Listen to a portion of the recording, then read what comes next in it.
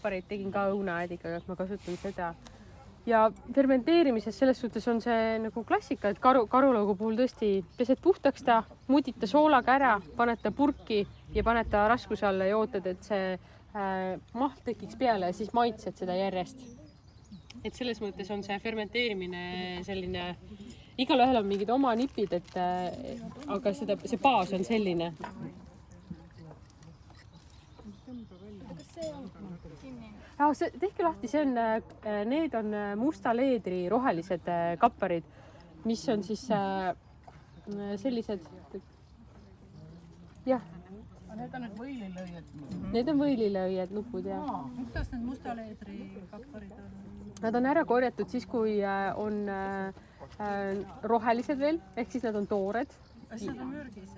Jah, terve taim on mürgine, et kõik kuivatamise ja töötlemise käigus see kaob.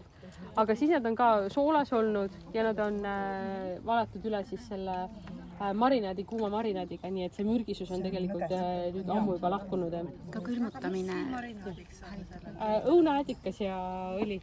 Ainult õunaäädikas õli, jah? Midagi panin, ma arvan, veel mingid maitseined, võib-olla on natuke suhkrut seal, et see on täpselt see, mis sulle endale maitseb, et kui sa tahad sellist hästi selget maitset, siis sa teed ainult selle äädikaga, aga kui sa tahad midagi juurde, et sinna võib panna seda raudrohtu või ükskõik mingeid asju.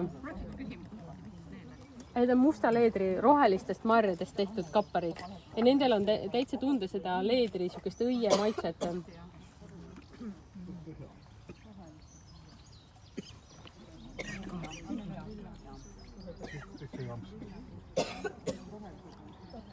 Ja julgelt pange neid sirelüüsi peale, natuke neid harilikku tõlkeõisi, nii et kõike, mis me täna vaatasime, võite endale sinna ampsude peale lisada. Mis need oli?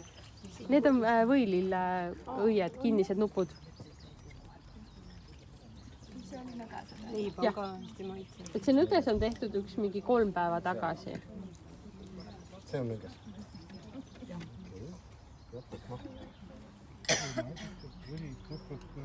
Aga kuidas sa soovitad, et kui sa fermenteerid, kuidas seda säilitada, kas seda saab säilitada neid samu nõgeseid ja võilillenuppe?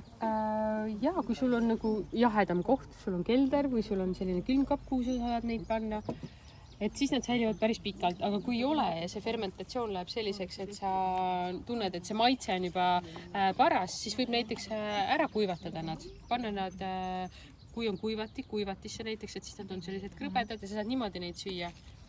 Ja või siis ahjus, ma arvan, saab ka 50 kraadi juures neid kuivatada ära ja säilitada ja kauem. Nii et pärast fermenteerimist ka kuivatada? Jah, et see on üks võimalus. Või siis kui sa tunned, et sul on toas see fermentatsiooniprotsess nii kaugele, et nüüd on paras, siis ta külmkapis purgis säilib ka veel mingi paar kuud.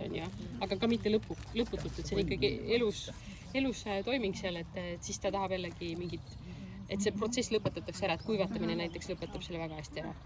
Aga võib-olla ütle korra veel, et mis taimed siin on täpselt fermenteeritud? Fermenteeritud on praegu tegelikult ainult karulauk.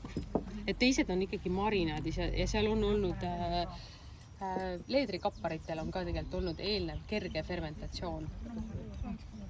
Saab ka seda sagedamiseks kasutada? Mina ei ole proovinud, aga ma olen marinaadidesse pannud teda, kui mul on männid. Aga ma niimoodi fermenteerimiseks ei ole ise teda teinud. Aga miks fermenteerida?